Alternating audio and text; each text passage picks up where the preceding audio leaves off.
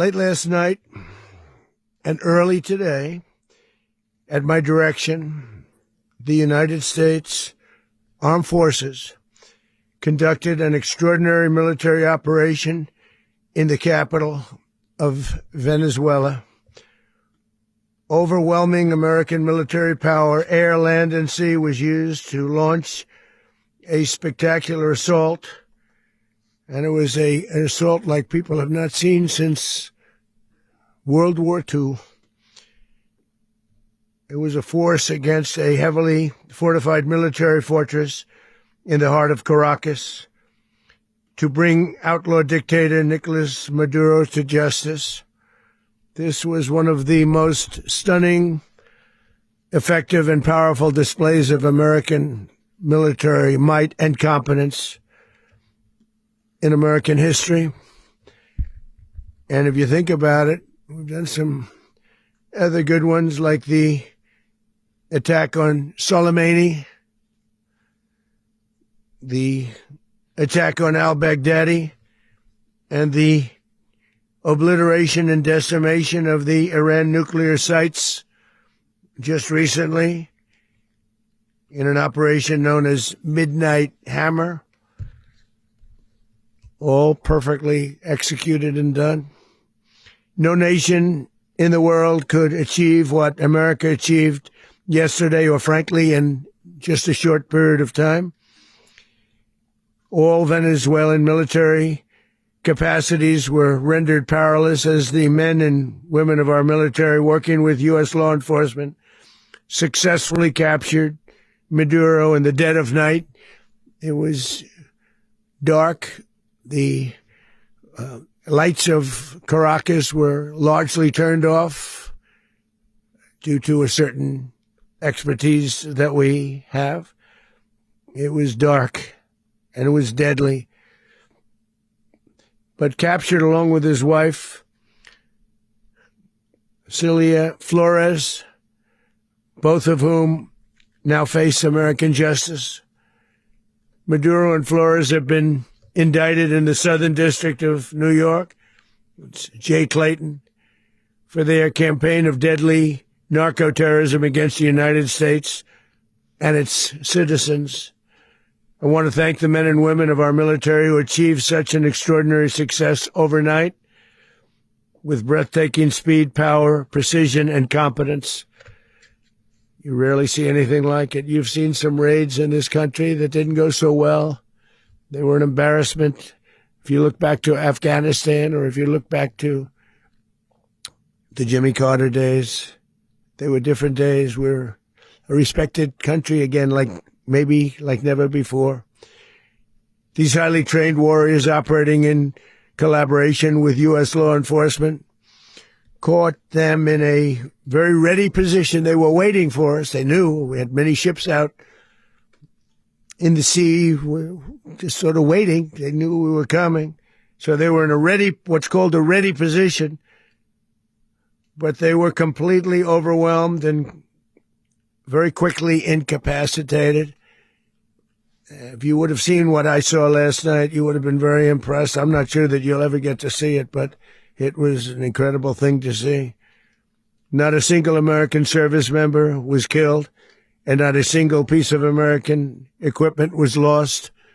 We had many helicopters, many planes, many people involved in that fight. But think of that, not one piece of military equipment was lost, not one service member was, more importantly, killed. The United States military is the strongest and most fearsome military on the planet, by far.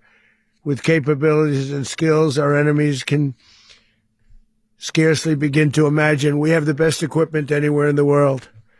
There's no equipment like what we have. And you see that even if you just look at the boats. We've knocked out 97% of the drugs coming in by sea.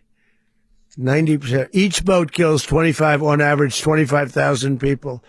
We knocked out 97%. And those drugs mostly come from a place called Venezuela.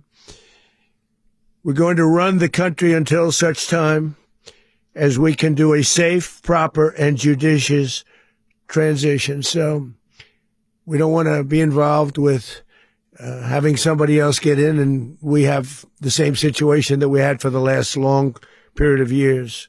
So we are going to run the country until such time as we can do a safe, proper, and judicious transition. And it has to be judicious because that's what we're all about. We want peace, liberty, and justice for the great people of Venezuela, and that includes many from Venezuela that are now living in the United States and want to go back to their country. It's their homeland. We can't take a chance that somebody else takes over Venezuela that doesn't have the good of the Venezuelan people in mind. We've had decades of that. We're not going to let that happen.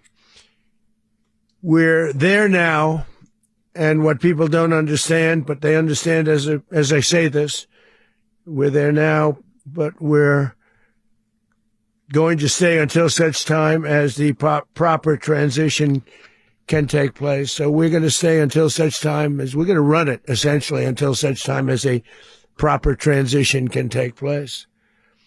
As everyone knows, the oil business in Venezuela has been a bust, a total bust, for a long period of time. They were pumping almost nothing by comparison to what they could have been pumping and what could have taken place. We're going to have our very large United States oil companies, the biggest anywhere in the world, go in, spend billions of dollars, fix the badly broken infrastructure, the oil infrastructure, and start making money for the country. And we are ready to stage a second and much larger attack if we need to do so. So we were prepared to do a second wave if we needed to do so. We actually assumed that a second wave would be necessary, but now it's probably not. The first wave, if you'd like to call it that, the first attack was so successful, we probably don't have to do a second, but we're prepared to do a second wave, a much bigger wave, actually. This was pinpoint, but we have a much bigger wave that probably won't have to do. This partnership of Venezuela with the United States of America, a country that everybody wants to be involved with because of what we were able to do and accomplish, will make the people of Venezuela rich, independent, and safe. And it will also make the many, many people from Venezuela that are living in the United States extremely happy. They suffered. They suffered. So much was taken from them. They're not going to suffer anymore. The illegitimate dictator Maduro was the kingpin of a vast criminal network responsible for trafficking colossal amounts of deadly and illicit drugs into the United States. As alleged in the indictment, he personally oversaw the vicious cartel known as Cartel de las Solas, which flooded our nation with lethal poison, responsible for the deaths of countless Americans, the many, many Americans. Hundreds of thousands over the years of Americans died because of him. Maduro and his wife will soon face the full might of American justice and stand trial on American soil. Right now, they're on a ship they'll be heading to, ultimately, New York. And then a decision will be made, I assume, between New York and Miami or Florida. But we have people where the overwhelming evidence of their crimes will be presented in a court of law. And I've seen it. I've seen what we have. It's both horrible and breathtaking that something like this could have been allowed to take place. For many years after his term as president of Venezuela expired, Maduro remained in power and waged a ceaseless campaign of violence, terror, and subversion against the United States of America, threatening not only our people, but the stability of the entire region. And you all saw it. In addition to trafficking gigantic amounts of illegal drugs that inflicted untold suffering and human destruction all over the country, all over in particular the United States, Maduro sent savage and murderous gangs, including the bloodthirsty prison gang, Tren de Aragua, to terrorize American communities nationwide. And he did indeed. They were in Colorado. They took over apartment complexes. They cut the fingers off people if they called police. They were brutal, but they're not so brutal now. And I just have to congratulate our military, Pete and everybody, and our National Guard, because the job that they've done, whether it's in Washington, D.C., where we have a totally safe city, where it was one of the most unsafe cities anywhere in the world, frankly, and now we have no crime in Washington, D.C. We haven't had a killing. We had the terrorist attack a few weeks ago, a little bit of a different kind of a threat, but we haven't had a killing in a long period of time, 6-7 months. We used to have two, on average, 2 a week in Washington, our capital. We don't have that anymore. The restaurants are opening. Everyone's happy. They're going, they're walking their daughters, they're walking their children, their wives. They walk to restaurants. Restaurants are opening all over Washington, D.C. So I want to thank the National Guard. I want to thank our military. And I want to thank law enforcement. It's been amazing. And they should do it with more cities. We're doing it, as you know, and we're doing it in Memphis, Tennessee right now, and crime is down. We've just sort of started a few weeks ago, but crime is down now 77%. And the governor of Louisiana called, great person, and he wanted us to help him, as you know, in a certain very nice part of Louisiana. And we have done that. And it was a rough section, and we have crime down. I understand it's down to almost nothing already after 2.5 weeks. New Orleans, it's down to almost nothing. And we've only been there for 2.5 weeks. Can't imagine why governors wouldn't want us to help. We also helped, as you know, in Chicago, and crime went down a little bit there. We did a very small help because we had no working ability with the governor. The governor was a disaster and the mayor was a disaster, but it knocked down crime. But we're pulling out of there. When they need us, we'll know. You'll know. You'll be writing about it. And likewise, Los Angeles, where we saved Los Angeles early on, where the head of the police department made a statement that if the federal government didn't come in, we would have lost Los Angeles. That's long after the fires. That's when they had the riots in Los Angeles. We did a great job. Got no credit for it whatsoever, but that's okay. It doesn't matter. We don't need the credit. But we'll be pulling out when they need us. They'll call, or we'll go back if we have to. We'll go back. But we did a great job in various cities. But the place that we're very proud of is Washington, D.C., because it's our nation's capital. We took it from being a crime-ridden mess to being one of the safest cities in the country. But the gangs that they sent raped, tortured, and murdered American women and children. They were in all of the cities I mentioned, Tren de Aragua. And they were sent by Maduro to terrorize our people, and now Maduro will never again be able to threaten an American citizen or anybody from Venezuela. There will no longer be threats. For years, I've highlighted the stories of those innocent Americans whose lives were so heartlessly robbed by this Venezuelan terrorist organization. Really one of the worst. One of the worst. They say the worst. Americans like 12-year-old Jocelyn Nungari from Houston. Beautiful Jocelyn Nungari. What happened to her? They, as you know, they kidnapped, assaulted, and murdered by Tren de Aragua animals. They murdered Jocelyn and left her dead under the bridge. There was a bridge that will never be the same to so many people after seeing what happened. As I've said many times, the Maduro regime emptied out their prisons, sent their worst and most violent monsters into the United States to steal American lives. And they came from mental institutions and insane asylums. They came from prisons and jails. The reason I say both, they sound similar. Actually, prisons a little bit more hostile, a little bit tougher. A mental institution isn't as tough as an insane asylum, but we got them both. They sent from their mental institutions. They sent from their jails, prisons. They were drug dealers.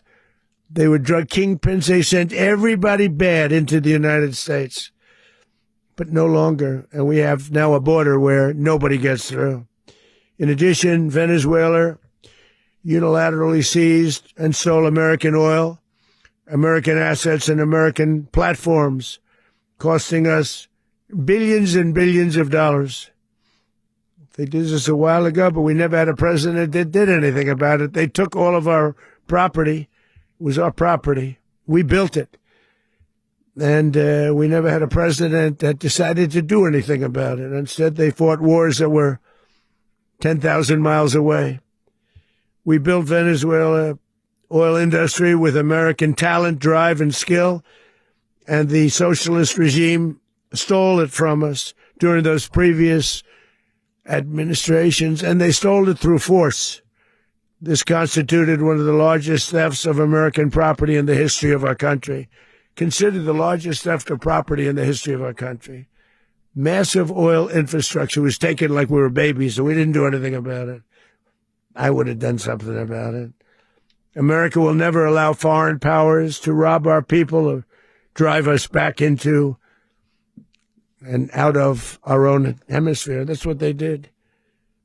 Furthermore, under the now deposed dictator Maduro, Venezuela was increasingly hosting foreign adversaries in our region and acquiring menacing offensive weapons that could threaten U.S.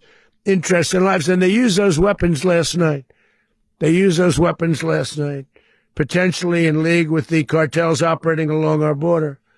All of these actions were in gross violation of the core principles of American foreign policy, dating back more than 2 centuries, and not anymore. All the way back, it dated to the Monroe Doctrines, and the Monroe Doctrine is a big deal, but we've superseded it by a lot, by a real lot. They now call it the Donroe Document. I don't know. It's Monroe Doctrine. We sort of forgot about it. It was very important, but we forgot about it. We don't forget about it anymore. Under our new national security strategy, American dominance in the Western Hemisphere will never be questioned again. Won't happen. So just in concluding, for decades, other administrations have neglected or even contributed to these growing security threats in the Western Hemisphere. Under the Trump administration, we are reasserting American power in a very powerful way in our home region. And our home region is very different than it was just a short while ago. The future will be, and we did this in my first term. We had great dominance in my first term, and we have far greater dominance right now. Everyone's coming back to us. The future will be determined by the ability to protect commerce and territory and resources that are core to national security. These are core to our national security. Just like tariffs are, they've made our country rich, and they've made our national security stronger than ever before. But these are the iron laws that have always determined global power. And we're going to keep it that way. We will secure our borders. We will stop the terrorists. We will crash the cartels, and we will defend our citizens against all threats, foreign and domestic. Other presidents may have lacked the courage or whatever to defend America, but I will never allow terrorists and criminals to operate with impunity against the United States.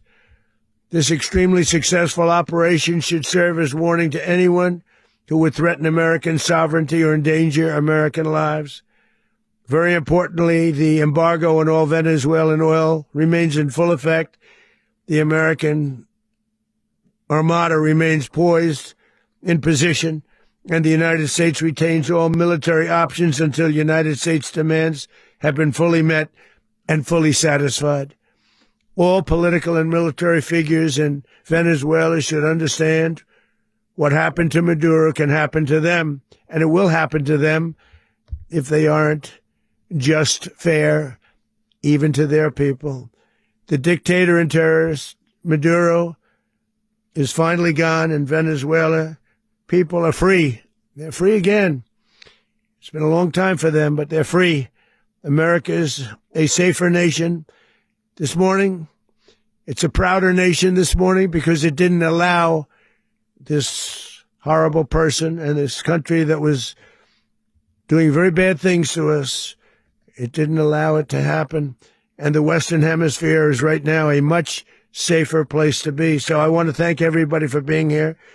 I want to thank General Raisin Kane. He's a fantastic man. I've worked with a lot of generals. I worked with some I didn't like. I worked with some I didn't respect. I worked with some that just weren't good.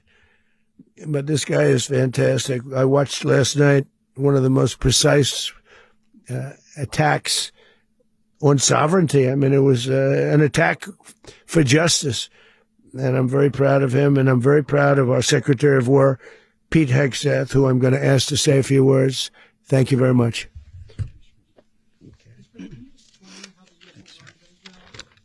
Well, thank you, Mr. President.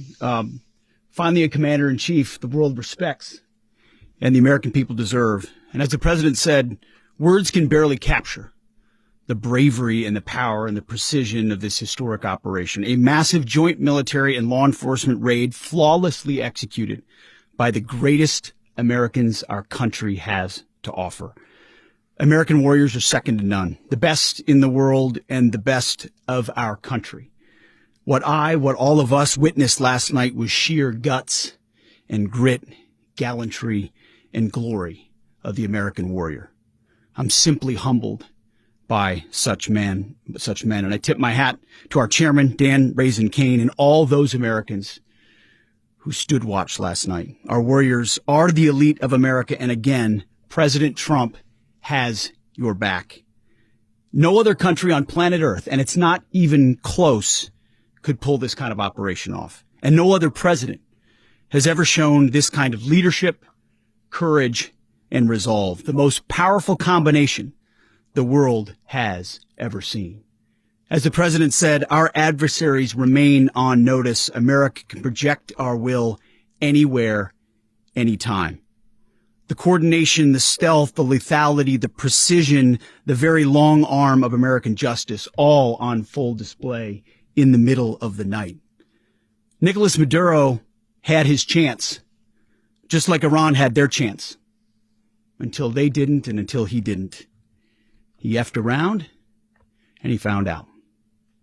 President Trump is deadly serious about stopping the flow of gangs and violence to our country. Deadly serious about stopping the flow of drugs and poison to our people. Deadly serious about getting back the oil that was stolen from us. And deadly serious about reestablishing American deterrence and dominance in the Western Hemisphere. This is about the safety, security, freedom, and prosperity of the American people. This is America first. This is peace through strength. And the United States War Department is proud to help deliver it. Welcome to 2026. And under President Trump, America is back. I'd like to welcome now our chairman, Chairman Raisin Kane, to give a few more details about the operation. Mr. Chairman.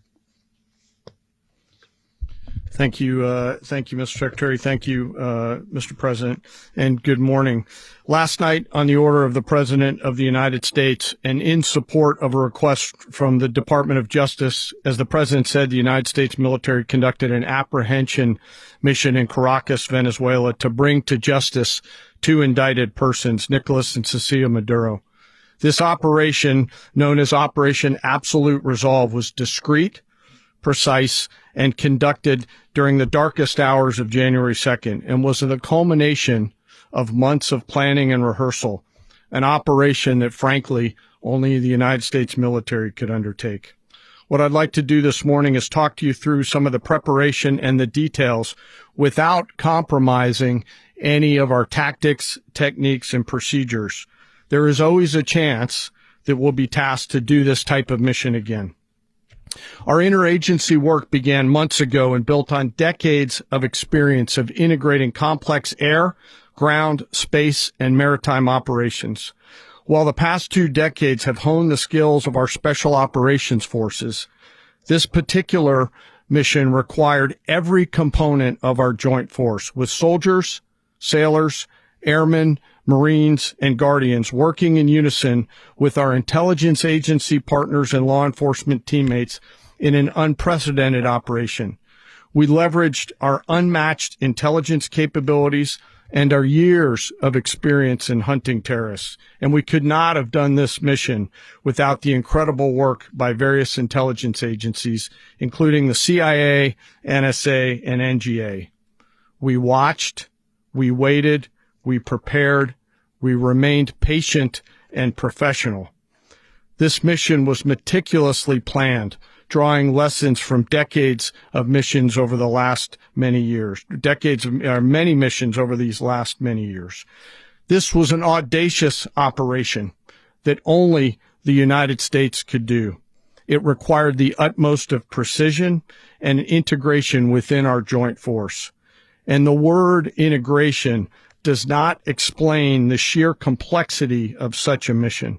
An extraction so precise it involved more than 150 aircraft launching across the Western Hemisphere in close coordination, all coming together in time and place to layer effects for a single purpose: to get an interdiction force into downtown Caracas while maintaining the element of tactical surprise. Failure of one component of this well-oiled machine would have endangered the entire mission, and failure is never an option for America's joint force. Those in the air over Caracas last night were willing to give their lives for those on the ground and in the helicopters. Let me talk a little bit about the preparation.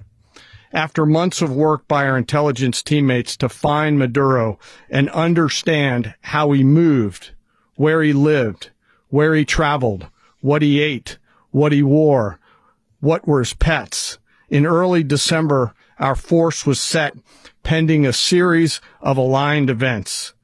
Key was choosing the right day to minimize the potential for civilian harm and maximize the element of surprise, and minimize the harm to the indicted personnel so, as the president said, they could be brought to justice. And as the president said earlier today, weather in Venezuela is always a factor this time of the year. And over the weeks through Christmas and New Year's, the men and women of the United States military sat ready, patiently waiting for the right triggers to be met and the president to order us into action. Last night, the weather broke just enough, clearing a path that only the most skilled aviators in the world could maneuver through. Ocean, mountain, low cloud ceilings. But when tasked with a mission, this organization does not quit. At 10:46 p.m. Eastern Time last night, the president ordered the United States military to move forward with this mission. He said to us, and we appreciate it, Mr. President, good luck and Godspeed. And those words were transmitted to the entire joint force.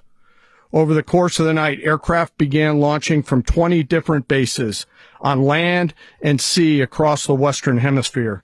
In total, more than 150 aircraft, bombers, fighters, intelligence, reconnaissance, surveillance, rotary wing were in the air last night.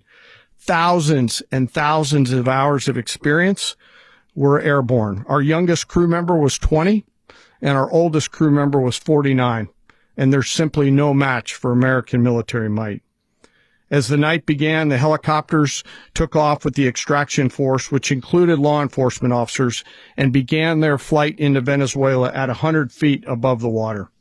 As they approached Venezuelan shores, the United States began layering different effects provided by Spacecom, Cybercom, and other members of the interagency to create a pathway. Overhead, those forces were protected by aircraft from the United States Marines, the United States Navy, the United States Air Force, and the Air National Guard. The force included F-22s, F-35s, F-18s, EA-18s, E-2s, B-1 bombers, and other support aircraft, as well as numerous remotely piloted drones. As the force began to approach Caracas, the Joint Air Component began dismantling and disabling the air defense systems in Venezuela, employing weapons to ensure the safe passage of the helicopters into the target area. The goal of our air component is, was, and always will be to protect the helicopters and the ground force and get them to the target and get them home. As the force crossed the last point of high terrain where they'd been hiding in the clutter, we assessed that we had maintained totally the element of surprise. As the helicopter force ingressed towards the objective at low level, we arrived at Maduro's compound at 1:01 a.m. Eastern Standard Time, or 2:01 a.m. Caracas local time, and the apprehension force descended into Maduro's compound and moved with speed, precision, and discipline towards their objective and isolated the area to ensure the safety and security of the ground force while apprehending the indicted persons. On arrival into the target area, the helicopters came under fire, and they replied with that fire with overwhelming force in self-defense. One of our aircraft was hit, but remained flyable, and as the president said earlier today, all of our aircraft came home, and that aircraft remained flyable during the rest of the mission. As the operation unfolded at the compound, our air and ground intelligence teams provided real-time updates to the ground force, ensuring those forces could safely navigate the complex environment without unnecessary risk. The force remained protected by overhead tactical aviation. Maduro and his wife, both indicted, gave up and were taken into custody by the Department of Justice, assisted by our incredible U.S. military with professionalism and precision, with no loss of U.S. life. After securing the indicted persons, the force began to prep for departure. Helicopters were called in to exfiltrate the extraction force, while fighter aircraft and remotely piloted aircraft provided overhead coverage and suppressive fire. There were multiple self-defense engagements as the force began to withdraw out of Venezuela. The force successfully exfiltrated and returned to their afloat launch bases, and the force was over the water at 3:29 a.m. Eastern Standard Time with indicted persons on board. And both Maduro and his wife were embarked aboard the USS Iwo Jima. In closing, what we've witnessed today is a powerful demonstration of America's joint force. We think, we develop, we train, we rehearse, we debrief, we rehearse again and again, not to get it right, but to ensure that we cannot get it wrong. Our jobs are to integrate combat power so when the order comes, we can deliver overwhelming force at the time and the place of our choosing against any foe anywhere in the world. I am immensely proud today of our joint force and filled with gratitude to represent them here today. There is simply no mission too difficult for these incredible professionals and the families that stand by them and support them. As we stand here this morning, our forces remain in the region at a high state of readiness, prepared to project power, defend themselves, and our interests in the region. This operation is a testament to the dedication and unwavering commitment to justice and our resolve to hold accountable those who threaten peace and stability. In closing, I want to express my heartfelt gratitude to the brave men and women who executed this mission. Their courage and tireless commitment to our nation are what makes us strong. Thank you, Mr. Secretary, and thank you, Mr. President. Well, I don't have much to add to what you've heard now, other than the following points. Nicolas Maduro was indicted in 2020 in the United States. He is not the legitimate president of Venezuela. That's not just us saying it. The first Trump administration, the Biden administration, the second Trump administration, none of those three recognized him. He's not recognized by the European Union and multiple countries around the world. He is a fugitive of American justice with a $50 million reward which I guess we saved $50 million. And, make sure. Yeah, exactly. But, don't let anybody claim it. Nobody deserves it but us. But I want to be clear about one thing. Nicolas Maduro had multiple opportunities to avoid this. He was provided multiple very, very, very generous offers and chose instead to act like a wild man, chose instead to play around. And the result is what we saw tonight. The other message here is the following. You have a guy, like many people around the world, they like to play games. You have a guy who decides he's going to invite Iran into his country, is going to, do the confiscation of American oil companies, is going to flood our country with gang members, is going to take Americans prisoner and try to hold them for hostage and trade them like he was able to do with the Biden administration. Basically likes to play games all this time and thinks nothing's going to happen. And I hope what people now understand is that we have a president. The 47th president of the United States is not a game player. When he tells you that he's going to do something, when tells you he's going to address a problem, he means it. He actions it. I can tell you, I've watched this process now for 14, 15 years, been around it. Everybody talks. I'm going to do this. I'm going to do that. When I get there, we're going to do this. We're going to take. This is a president of action. Like, I don't understand yet how they haven't figured this out. And now, if you don't know, now you know. Because this is the way it's going to play out. And I think people need to understand that this is not a president that just talks and does letters and press conferences. And, if he says he's serious about something, he means it. And this is something that was a direct threat to the national interest of the United States. And the president addressed it. There's a president of peace, by the way. I told you what I just said earlier. This guy had multiple opportunities to find his way somewhere else and figure out another. He could have been living somewhere else right now, very happy. But instead, he wanted to play big boy. And so now, he's got other sets of problems on his hands. And, but I think that the message here should be for the world. Look, the president doesn't go out looking for people to pick fights with. He's not, generally wants to get along with everybody. We'll talk and meet with anybody, but don't play games. Don't play games with this president's in office because it's not going to turn out well. And so I hope that, I guess, that lesson was learned last night and we hope it'll be instructive moving forward. Is that a message for Cuba? Mr. President. Mr. President. Mr. President. Please.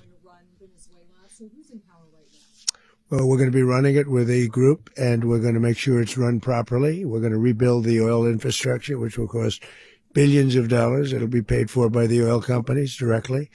They will be reimbursed for what they're doing, but that's going to be paid.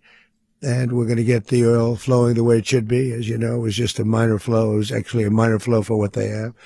But we're going to run it properly, and we're going to make sure the people of Venezuela are taken care of. We're going to make sure the people that were forced out of Venezuela by this thug are also taken care of.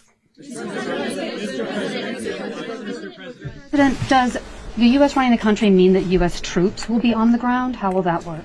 Well, they always say boots on the ground. Oh, so we're not afraid of boots on the ground if we have to have. We had boots on the ground last night at a very high level, actually. We're not afraid of it. We don't mind saying it, but we're going to make sure that that country is run properly. We're not doing this in vain. This is a very dangerous attack. This is an attack that could have gone very, very badly. Could have gone very badly. We could have lost a lot of people last night. We could have lost a lot of dignity. We could have lost a lot of equipment. The equipment is less important, but we could have lost a lot. And we're going to make sure that this is proper. We're there now. We're ready to go again if we have to. We're going to run the country right. It's going to be run very judiciously, very fairly. It's going to make a lot of money. We're going to give money to the people. We're going to reimburse people that were taken advantage of. We're going to take care of everybody. It's very important. We couldn't let them get away with it. They stole our oil. We built that whole industry there. And they just took it over like we were nothing. And we had a president that decided not to do anything about it. So we did something about it. We're late, but we did something about it. Yeah, please. Mechanism by which you're going to run the country? Are you going to designate a U.S. official to coordinate? Yes, it's all being done right now. We're designating people. We're talking to people. We're designating various people, and we're going to let you know who those people are. Would run Venezuela? Well, it's largely going to be for a period of time the people that are standing right behind me. We're going to be running it. We're going to be bringing it back. It's a dead. I talk about a dead country. A year and a half ago, we were a dead country. Now we're the hottest country anywhere in the world. We're a country doing better than any country anywhere in the world. and it required leadership. Venezuela has a lot of bad people in there, a lot of bad people that shouldn't be leading. We're not going to take a chance that one of those people take over for Maduro. So you can look at, and others. We have fantastic people, including people in the military. So we're going to have a group of people running it until such time as it can be put back on track, make a lot of money for the people, and give people a great way of life, and also reimbursement for people in our country that were forced out of Venezuela. Rubio would be. You said earlier today that you weren't going to back Machado to come back and be the opposition leader in your Fox and Friends interview. And then you also mentioned the vice president of Venezuela. Are you going to work with the vice president of Venezuela, or how do you foresee the relationship Well, going? I understand she was just sworn in, but she was, as you know, picked by Maduro. So Marco's working on that directly. He just had a conversation with her, and she's essentially willing to do what we think is necessary to make Venezuela great again. Very simple. Mr. President, Colombian President Gustavo Petro, a couple weeks ago, he said he's got to watch his. And today, he said he's not concerned about anything happening to him in the aftermath of this operation. So, just what your message is Well, about he that. has cocaine mills. He has factories where he makes cocaine. And yeah, I think I stick by my first statement. He's making cocaine. They're sending it into the United States. So he does have to watch his. Rubio. Mr. President, did you notify any members of Congress in advance? Marco, do you want to talk about that? Because you were involved in it. Sure. We call members of Congress immediately after. This was not the kind of mission that you can do congressional notification on. It was a trigger-based mission in which conditions had to be met night after night. We watched and monitored that for a number of days. So it's just simply not the kind of mission you can call people and say, hey, we may do this at some point in the next 15 days. But it's largely a law enforcement function. Remember, at the end of the day, at its core, this was an arrest of 2 indicted fugitives of American justice, and the Department of War supported the Department of Justice in that job. Now, there are broader policy implications here, but it's just not the kind of mission that you can pre-notify because it endangers the mission. Plus, if I could add one thing to that, Congress has a tendency to leak. This would not be good. If they leaked, General, I think it would have been maybe a very different result. But I have to say, they knew we were coming at some point, you know. A lot of ships out there, they sort of knew we were coming. We went there. But Congress will leak, and we don't want leakers. People to watch this all play out live. What was Maduro doing when the U.S. forces entered what I assume would be his home? And also, was there any point where the U.S. was considering if Maduro pushed back or resisted killing Maduro? It could have happened. It could have happened. He was trying to get into a safe place. You know, the safe place is all steel. And he wasn't able to make it to the door because our guys were so fast. They went through the opposition so fast. And there was a lot of opposition. You know, people were wondering, did we get them by surprise? Sort of surprised, but they were waiting for something. It was a lot of opposition. There was a lot of gunfire. You saw some of it today. But he was trying to get to a safe place, which wasn't safe because we would have had the door blown up in about 47 seconds, they say on average, regardless of how thick the steel was. It was a very thick door. It was a very heavy door, but he was unable to get to that door. He made it to the door. He was unable to close it. Go ahead, finish. To be in the time being right now. Do you know his exact Well, whereabouts? eventually, ultimately, in the near future, he's going to be brought to New York. And where is he going to be held? Where is he going to be held in New York? Do you know? That's going to be up to the officials that do these things. Mr. President, the U.S. has something of a mixed track record of ousting dictators without necessarily a plan for what comes afterwards. Not with Did me. that weigh on your decision? Well, that's why we had different presidents, but with me, that's not true. With me, we've had a perfect track record of winning. We win a lot, and we win. If you look at Soleimani, you look at al-Baghdadi, you look at the Midnight Hammer. Midnight Hammer was incredible. Right now, you wouldn't have peace in the Middle East. We have essentially peace in the Middle East because of that. If we weren't successful with Midnight Hammer, you wouldn't have peace in the Middle East. So, with me, you've had a lot of victory. You've had only victories. You've had no losses. Yeah. How long do you expect the U.S. to run Venezuela, and how soon do you want the Venezuelan people to hold elections? So I'd like to do it quickly, but it takes a period of time. You know, we're rebuilding. We have to rebuild their whole infrastructure. The infrastructure is rotted. It's actually very dangerous. It's blow-up territory. Oil is very dangerous. It's a very dangerous thing to take out of the ground. can kill a lot of people. It has killed a lot of people doing just that. The infrastructure is old. It's rotted. Much of it is stuff that we put there 25 years ago, and we're going to be replacing it. And we're going to take a lot of money out so that we can take care of the country. Yeah. Are you saying that Secretary Rubio and Mr. President, China, Russia, and Iran have interests in Venezuela. How does this operation affect your relationships with them when it comes to the oil in terms of China and Russia, Russia when we get things straightened out.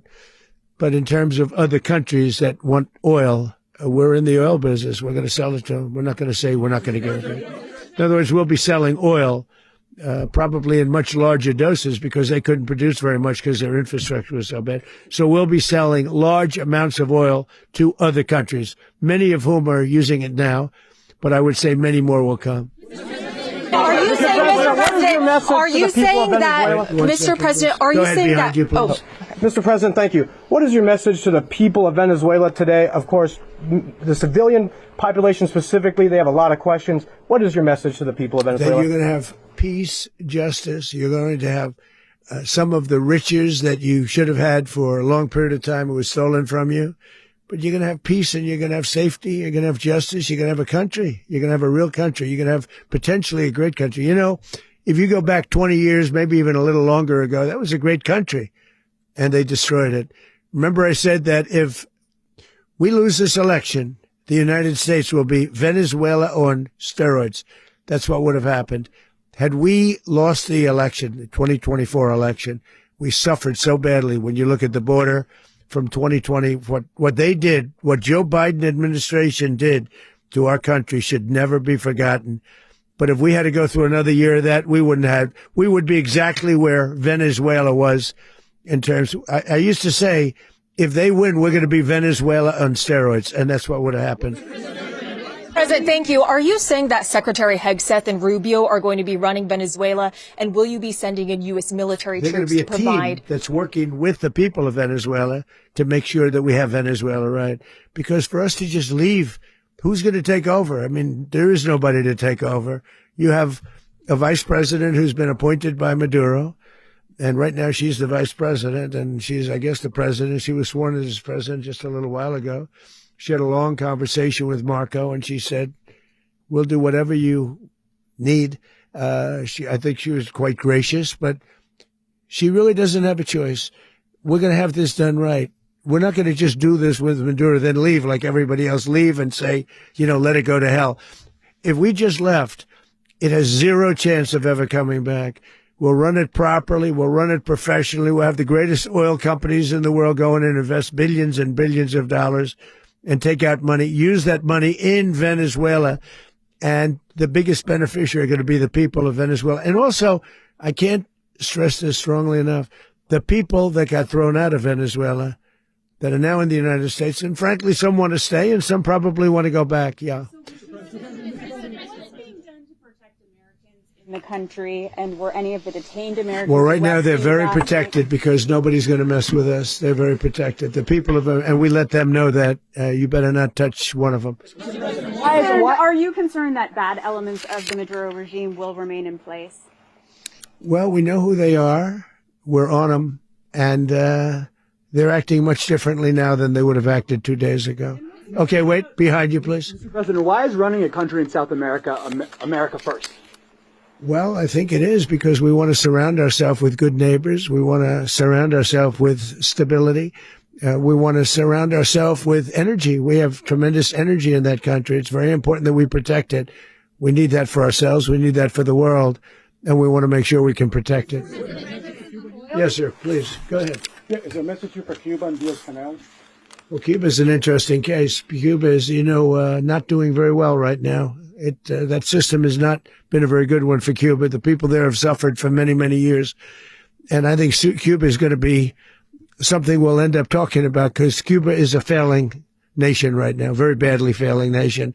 And we want to help the people. It's very similar in the sense that we want to help the people in Cuba, but we want to also help the people that were forced out of Cuba and living in this country. Do you want to say something about that, Marco, please?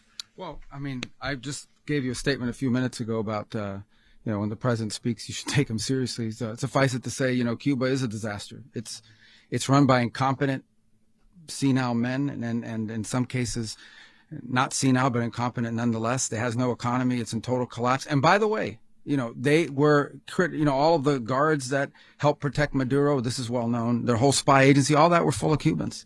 I mean, it's amazing. This poor island took over Venezuela in some cases. One of the biggest problems the Venezuelans have is they have to declare independence from Cuba that tried to basically colonize it from a security standpoint. So, yeah, look, if I lived in Havana and I was in the government, I'd be concerned, at least a little bit. Cutting off the oil flow to Cuba from Venezuela? Well, the president already announced a week ago that anything that's sanctioned, it's sanctioned oil, it's not going to be allowed to get there. So that's a pre-existing. The answer is yes. Yes.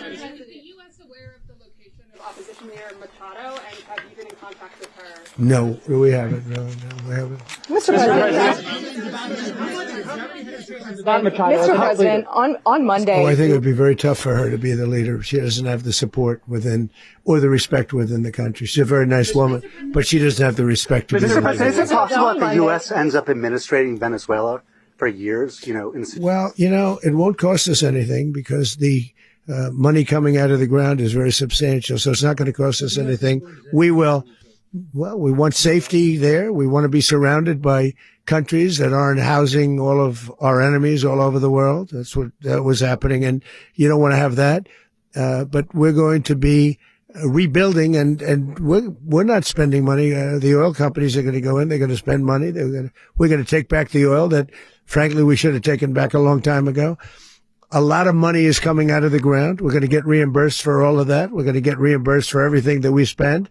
So it's going to be a very important, this is a very big evening that took place last night. We have to be surrounded by safe, secure countries. And we also have to have energy, very important. We have to have energy that's real energy, not where they're getting 4% and 5% of the energy out of the ground. You take a look. It was such a disaster. So what's going to happen with Venezuela, I think, over the next period of a year is going to be a great thing. And the people of Venezuela will be the biggest beneficiaries. Going to send in the U.S. military. Mr. President, thank you. What did you last speak to Maduro about when you spoke? And is the Well, I don't want to get into the conversations, but I did have conversations with him, and I said, you got to surrender. And I actually thought he was pretty close to doing so, but now he wished he did, yeah. Mr. President, can you explain? You said that Maduro is responsible for drug trafficking. You recently pardoned the former president of Honduras, who was convicted of many drug trafficking. Can you explain how these two situations are different? And would you ever pardon Maduro? I endorsed, as you know, the winning president, the man who won in Honduras. I endorsed the man who won in Chile. I endorsed the man who won in Argentina. And we are doing very well with that whole group. What the man that I pardoned was, if you could equate it to us, he was treated like the Biden administration treated a man named Trump. That didn't work out too well for them. This was a man who was persecuted very unfairly. He was the head of the country. He was persecuted very unfairly. And there are a number of them. And we felt that it was a very unfair situation that happened to him. He's also a party member of the man who won. So obviously the people liked what I did. And one of the reasons that was done is because of the fact that the party in power felt very strongly that that man was treated very badly. I studied it very quickly, and then I studied it in great detail. I went to a lot of the people standing behind me, and they felt that that man was persecuted and treated very badly. That's why I gave him a pardon. You referenced boots on the ground earlier. Can you just sort of button this up? Do you envision the U.S. military having a presence in Venezuela as the U.S. runs that country? No, we're going to have a presence in Venezuela as it pertains to oil, because we have to have, we're sending our expertise in. So you may need something, not very much. But no, we're going to be taking out a tremendous amount of wealth out of the ground. And that wealth is going to the people of Venezuela and people from outside of Venezuela that used to be in Venezuela. And it goes also to the United States of America in the form of reimbursement for the damages caused us by that country. So I want to thank you all very much. Thank you. Do you have one? Yes, please. You were so nice before. I'm going to give you the final question. Go Thank ahead. you, Mr. Unless it's a President. bad question, in It's which about case I'll Putin. go one word. It's about who? It's about Putin, if you want. About Putin. Well, that's Okay. always nice You had to a phone- talk about Putin. You had a phone call with him Yeah. on Monday. Did he talk at all about Maduro? Did y'all talk about this? No, we didn't. And We then- never spoke about Maduro. Are you mad at him right now? I mean, there's this I'm not intelligence. thrilled with Putin.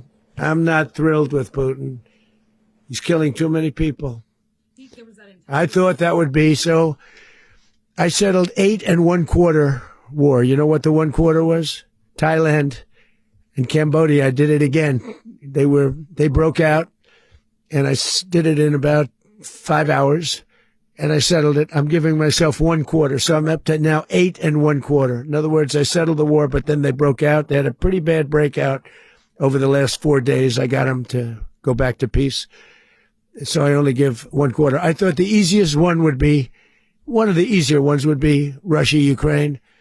It's not. And they both have done some pretty bad things. And look, that's Biden's war. That's not my war. But I want to stop the lives. Did you see where last month, 30,000, it was 27,000 the month before. 30,000, mostly soldiers, were killed this last month. 30,000. I want to stop that. You know, I got NATO to pay 5% instead of the 2% that they weren't paying. They weren't paying 2, now they pay 5. And we send them a lot of munitions. We send them a lot of things, missiles and various other things, a lot. And they pay. The United States is not losing money. We're probably making money on that. It's the last thing I care about. I just want to stop all those people. We're losing 25, 30,000 human beings that come from 2 places that are very far away. But if I can stop, because it's something I've been pretty good at doing, deals, I guess. It's all a deal. Life is a big deal. But if I can stop that war and stop 30,000 young people, in addition to the fact that people are being killed in Kiev, people are being killed in other cities throughout, a much smaller number, but they're being killed, viciously killed. So I'm not happy about it. I thought that would be something that would get solved. We have Mr. Witkoff here. I think that we're making progress, but that's a war that should have never happened. If I were president, it would have never happened. Putin says it. Everybody says it. If I were president, that would have never happened. But I inherited that war. That was Joe Biden, Zelensky, and Putin. I came into the situation, and it's a mess. And I will say this. I watched an operation last night that was so precise, that was so brilliant. I mean, it was incredible. If we had our people, like this general and our people involved, that war would not have gone on very long, that I can tell you. That war, to use an old term, that war has become a bloodbath, and we want it to get stopped. Thank you very much, everybody.